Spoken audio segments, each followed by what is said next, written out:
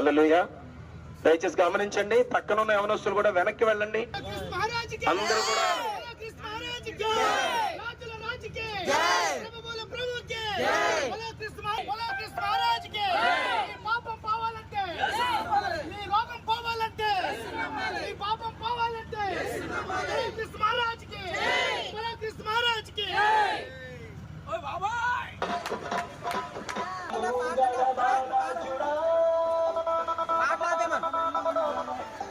నీ కంటికి కనిపించే, నీ చెవులకు వినిపించే అరే దేనిని గూర్చి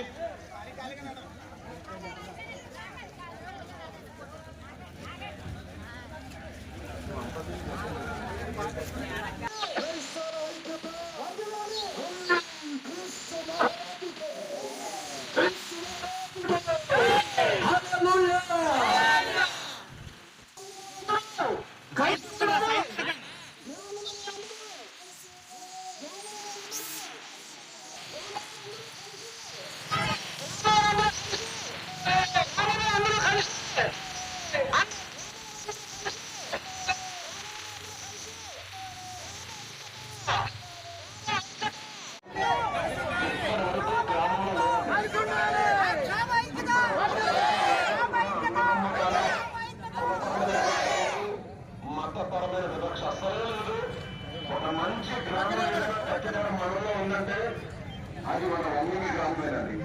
అంత చక్కగా అధికారులు కానీ, నాయకులు కానీ, పెద్దలు కానీ ప్రతి ఒక్కరూ సహోదరులా కలిసిమెలిసి ఉంటాం. అలాంటిది మొన్న మంగళవారం ఎస్సీ పేటలో తిరుగుతున్నటువంటి సువార్థికులను భయంకరంగా దుర్భాషలాడి ఊరడుగులు ఇవ్వమన్నారు. ఆ సువార్త చేస్తూ పత్రికలు ఇస్తున్నామండి, మీకు నచ్చకపోతే వెళ్ళిపోతాం సార్ అని చెప్పి వాళ్ళు వెళ్ళిపోయారండి. కానీ ఆ రోజు ఎస్సీ పేటలోకి వచ్చినా సరే సరే ఇది మంచిదే అని మేము వదిలేస్తాం. కానీ ఆ విషయాన్ని మొత్తం ఎంత శాంతియుతంగానే నిరసనగా మన గ్రామ ఐక్యత వర్తిల్లాలి. క్రైస్తవ ఐక్యతను చెప్పట్లేదండి. ఎందుకంటే క్రైస్తవులు వేరు, గ్రామస్తులు వేరు కాదు. ఒమ్మింగి గ్రామం పుట్టినప్పటి నుంచి ఏ ఒక్క నాయకుడు, ఏ ఒక్క అధికారి, ఏ ఒక్కరు కూడా క్రైస్తవుల ఇబ్బంది ఇప్పటికీ పెట్టలేదు. అది మన ఒమ్మింగి గ్రామ ఐక్యత. అలాంటి ఐక్యతని నాశనం చేయాలని, భంగం చేయాలని దుష్ట శక్తులుగా దౌర్జన్యం చేసిన వ్యక్తులకు నిరసనగా శాంతియుతని రానియత్నాన్ని ఒమ్మింగి గ్రామ ఐక్యత వర్ధిల్లాలి. ఒమ్మింగి గ్రామ ఐక్యత, ఒమ్మింగి గ్రామ ఐక్యత. అందరూ మనుషులు కలిసిమెలిసి మెలగాలి. క్రైస్తవ పక్కన దాడులు, నిరసనలు నశించాలి. ఒమ్మింగి గ్రామ మనుషుల ఐక్యత.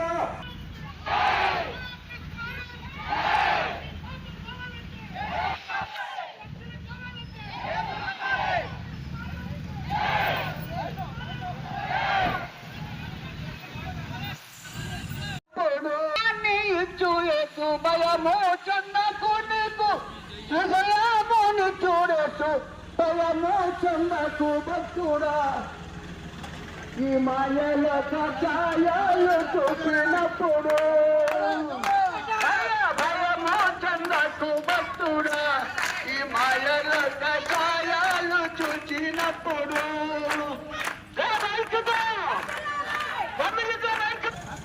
నిన్న మెల్లని పాడినా కీర్తించినా నీ రుణము నీ తీర్చగలనా, కొనియాడి పాడి నీ సాక్షిగానే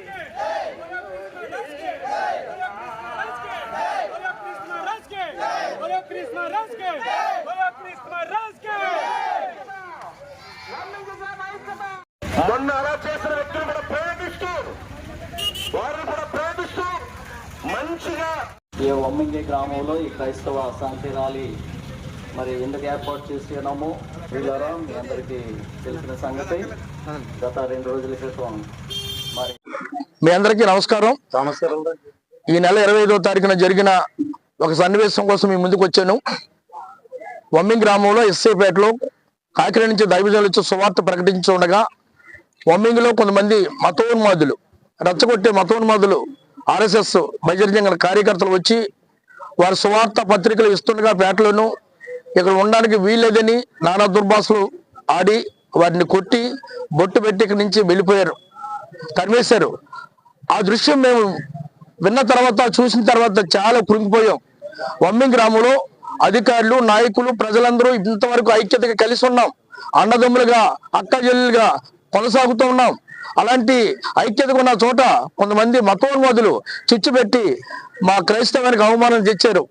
మరి ఈరోజు దైవజనులందరూ కూడా, మండల నాయకులు, జిల్లా నాయకులు ఇక్కడ అందరూ కూడా కలిసి శాంతియుతంగా ర్యాలీ చేసి వమ్మింగ్ అందరికీ నమస్కారం. ఈ వమ్మింగ్ గ్రామ పెద్దలందరూ కలిపి, క్రైస్తవ సంఘాలను కలిపి ఈరోజు శాంతి ర్యాలీ నిర్వహించామండి. కారణం ఏంటంటే వమ్మింగ్ గ్రామం పుట్టినప్పటి నుంచి కూడా ఈ వమ్మింగ్ గ్రామంలో ప్రతి ఒక్కరు కూడా, హిందువులు, ముస్లింలు, క్రైస్తవులు అందరూ కూడా ఐక్యత కలిగి ఉంటారండి. వమ్మింగి నాయకులైతేనే, పెద్దలైతేనే మాకు పేటల్లో కూడా వచ్చే సహాయ సహకారాలు అందిస్తారండి. అంత సహోదర భావంతో ఉన్నటువంటి ఈ వమ్మింగి గ్రామం ప్రతిపాడు మండలానికే పుట్టినిల్లండి.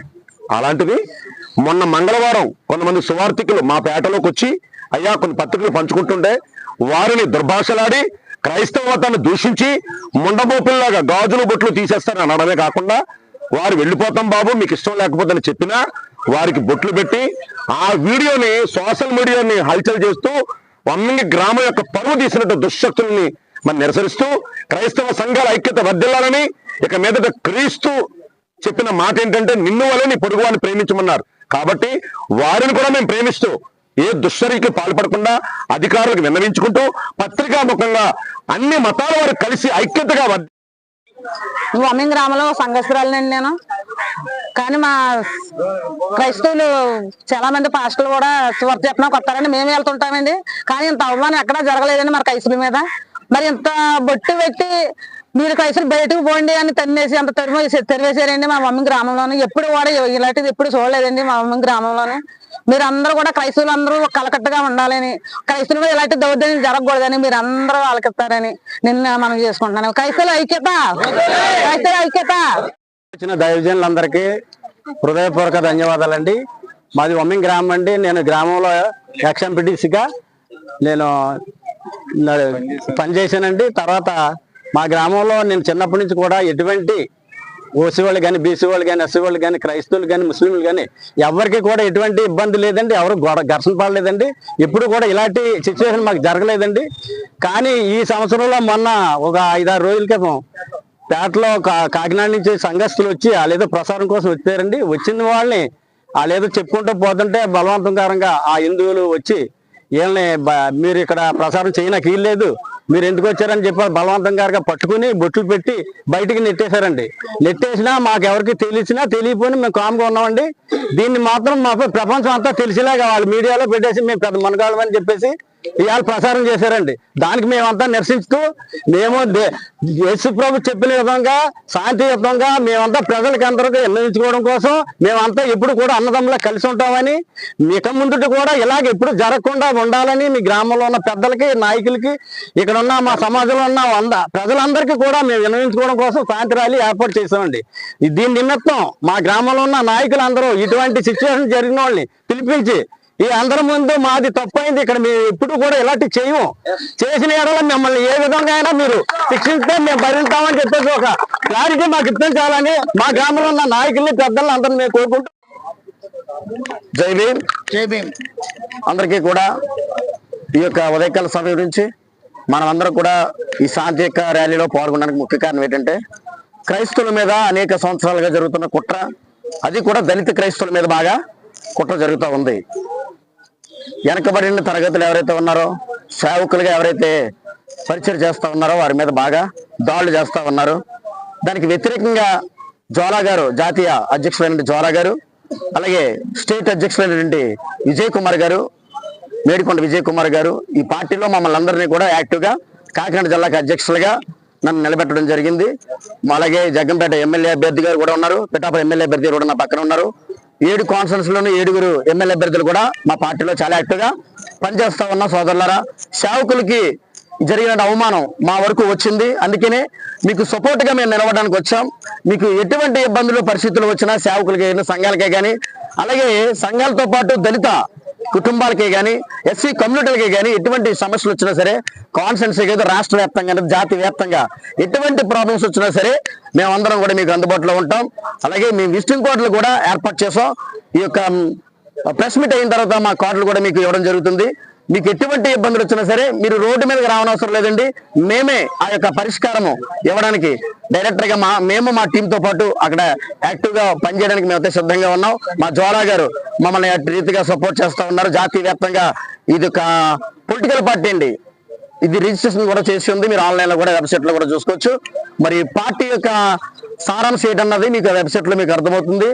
దళిత క్రైస్తవ ఐక్యత వర్ధిల్లాలని మనోభావంతో మేమందరం కూడా ఈ పార్టీలో యాక్టివ్ గా పనిచేస్తా ఉన్నాం.